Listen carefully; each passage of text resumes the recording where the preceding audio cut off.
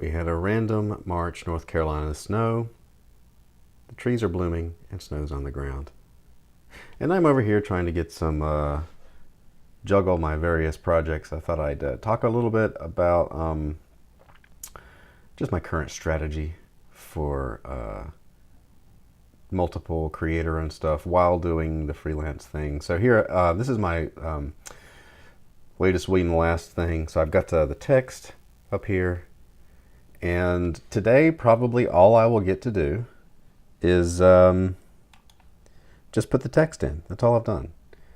It's a good first step. That way, tomorrow when I come back, I'll pencil the whole thing, maybe start inking.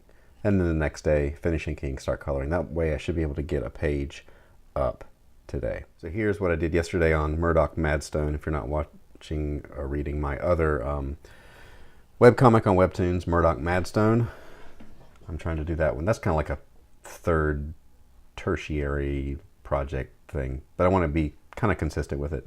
So yesterday I just put in the text and put in the panels here and kind of arranged them in a way that I thought, would be a good flow. And then today I came back and did that. So tomorrow, this is where I'm going to stop with this today. And tomorrow I will do this with this William the Last page. And so I kind of keep the ball rolling that way. Again, February was kind of weird because with everybody being sick and everything. But typically, I think that in the past, in the past, I found that's a good way to keep things kind of the production rolling. If you just do a little bit every day.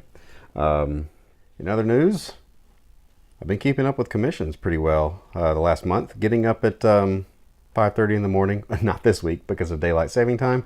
But did a Robotech. I've done a lot of some G.I. Joe stuff here.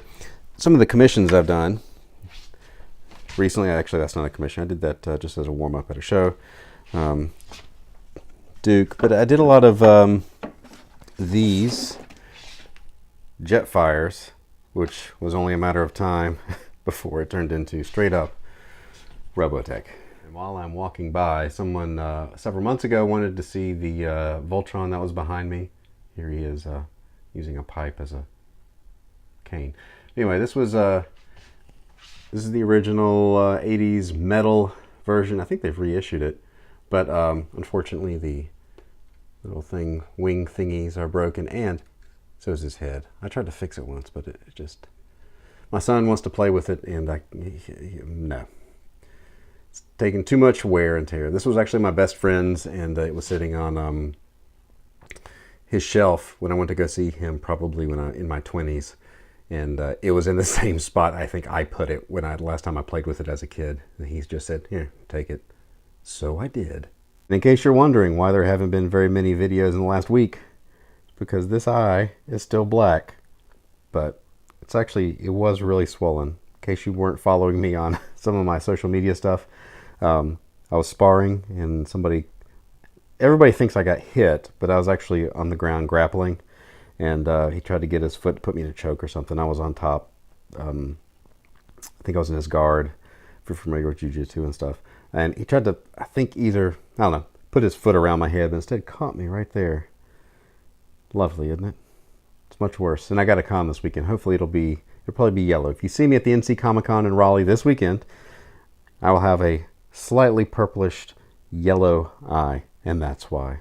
So anyway, that's going to do it for today. I just wanted to get an update and just talk a little bit about how I'm trying to get just keep up with personal projects in the middle of, again, all the freelance stuff and G.I. Joe work. G.I. Joe versus the $6 Million Man.